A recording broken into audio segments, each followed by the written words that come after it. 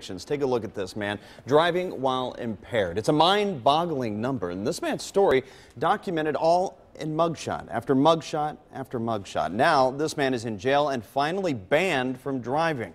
New at 5, 9 on your side's Tom McKee dug into why this man had a valid driver's license when he was nailed for his 20th OVI. Warren County Common Pleas Court Judge Robert Peeler imposed the maximum sentence here, but the question remains, how did George Tribune even have a driver's license after 19 prior OVI convictions? Tribune will spend 8 years in prison, and his driving privileges have been suspended for life. Warren County Assistant Prosecutor Steve Knippen handled the case. We thought that was extremely appropriate so that even after the defendant gets out after 8 years, he'll never be able to obtain a valid driver's license again. The 20th OVI arrest was July 21st on I-71 at Wilmington Road.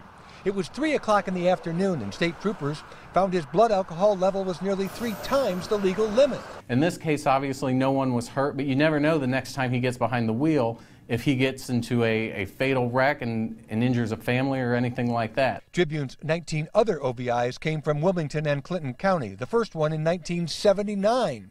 You can see how many times he's been housed in the Clinton County Jail. That's what makes the case even more puzzling to the assistant prosecutor. When he was last convicted in 2009, the court imposed a 10-year driver's license suspension, but ultimately at some point he was able to get that reduced, and it was reinstated because he was a valid driver at the time that this occurred. I went to the Clinton County Courthouse in Wilmington to find out why that occurred. I checked the court files in the clerk's office, and then I talked with the judge who handled the case. Judge John Ruddick said Tribune's last 2 OVIs, one involved a bicycle, the other an electric scooter. There was a 10-year suspension of driving privileges in place, but that was suspended after 5 or 6 years because the judge said Tribune was turning his life around. And he added he feels there's no correlation between having a valid license and operating a vehicle while impaired. Even after he's released from prison, Tribune is still going to be monitored by authorities for up to 3 years to make sure he doesn't get behind the wheel. Tom McKee, 9 on your side, Lebanon.